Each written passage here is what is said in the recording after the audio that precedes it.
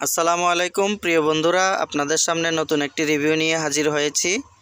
Coralcal D, এটি একটি calcium 500 mg এবং ভিটামিন D3 200 mg।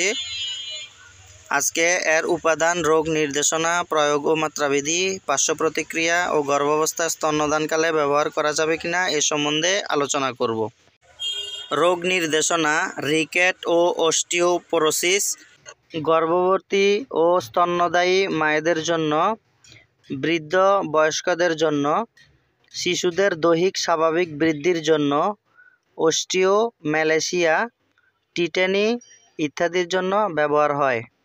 সতর্কতা: হাইপারক্যালসিমিয়া, কিডনি রোগাক্রান্ত থাকলে, পার্শ্ব প্রতিক্রিয়া: নাড়ির গতি কমে যাওয়া, চুলকানি, বমি বমি ভাব, অস্থিরতা ইত্যাদি।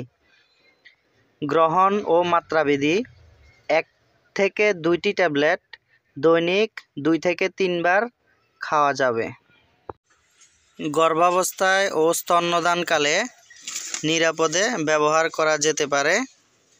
অবশ্যই একজন ডাক্তারের পরামর্শ অনুযায়ী খাবেন। 12 বছরের কম বয়সী শিশুদের ক্ষেত্রে কোরালক্যাল ডি নির্দেশিত নয়।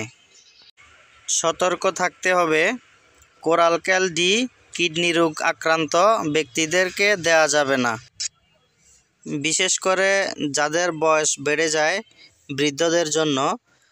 জয়েন্টে জয়েন্টে ব্যথা এবং কোমরে মাজার মধ্যে ব্যথা হয়, হাঁটতে চলতে উঠতে বসতে কষ্ট হয়, ওনাদের জন্য 1 থেকে 2টা ট্যাবলেট, অর্থাৎ 1টি করে ট্যাবলেট 2 বার সকাল এবং রাতে খেলে এই ব্যথা থেকে মুক্তি পাবে ইনশাল্লাহ।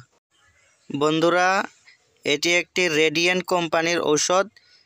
আপনারা অবশ্যই জানেন যে রেডিয়েন্ট কোম্পানির ঔষধের যেই মান, এটা 100% অ্যাকুরেট। এই মানের মধ্যে কোনো সন্দেহ নাই। বন্ধুরা, আমার পরবর্তী ভিডিও দেখার জন্য চ্যানেলটি লাইক, কমেন্ট, শেয়ার ও সাবস্ক্রাইব করে দিবেন। আসসালামু আলাইকুম।